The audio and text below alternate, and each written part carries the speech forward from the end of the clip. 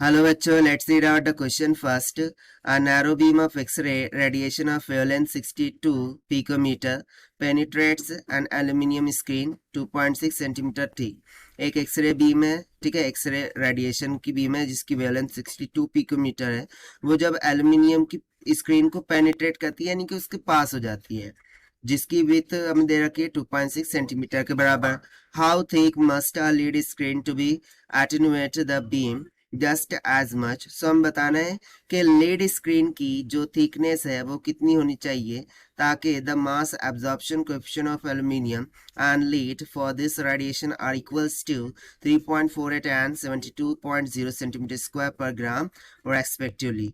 So basically ये हमें यहाँ पर एक रिलेशन क्या बोल रहा है कि जो ट्रांसमिशन फैक्टर ऑफ लेड होगा, ठीक है, वही transmission of factor for the aluminium होगा। सो उस कंडीशन में थिकनेस ऑफ लेड जो है वो हमें कैलकुलेट करना है, जो भी थिकनेस ऑफ लेड की प्लेट होंगी उसकी।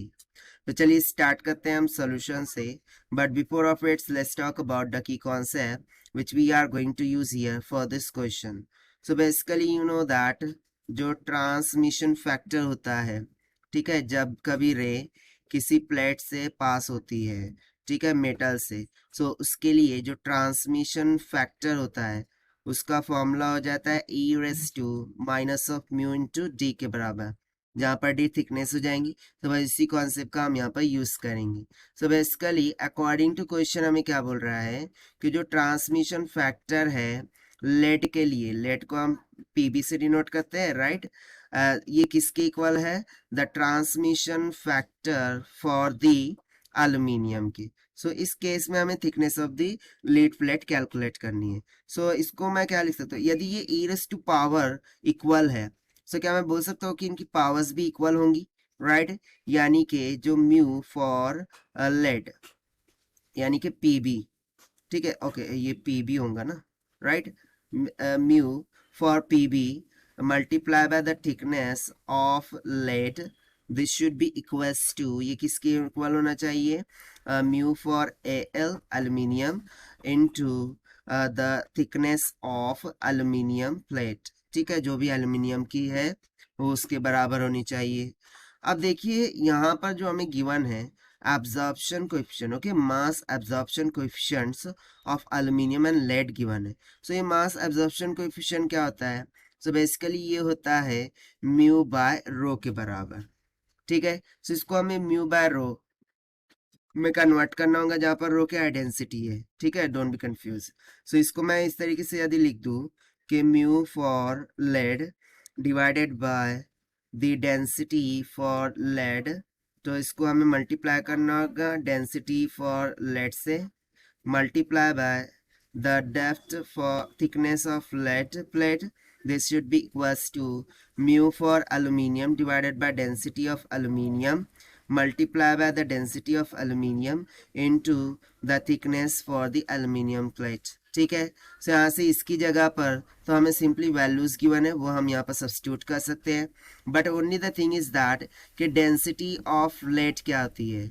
सो वो आपको पता होना चाहिए, डेंसिटी ऑफ लीड होती है 11.3 ओके 11.3 ग्राम पर सेंटीमीटर क्यूब के बराबर, और उसी तरीके से जो डेंसिटी ऑफ एल्यूमिनियम होता है दिस इज इक्वल्स टू 2.7 ग्राम पर सेंटीमीटर क्यूब के बराबर।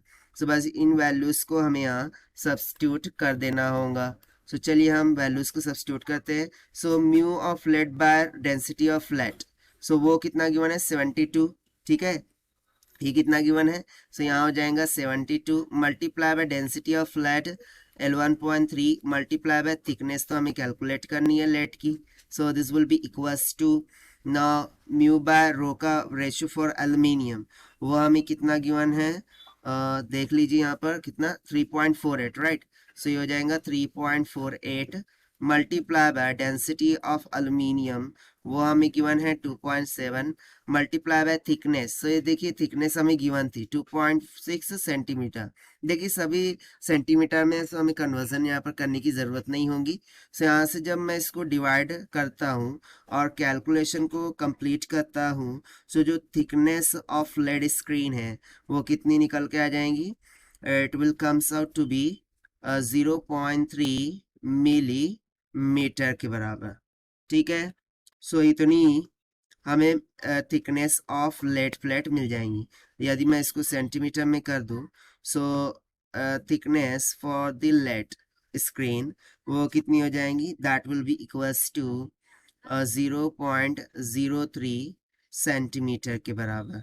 ठीक है, सो हो जाएगा हमारा required answer for this question, जो कि हमने सॉल्व किया है by using the conceptual formula of transmission factor से।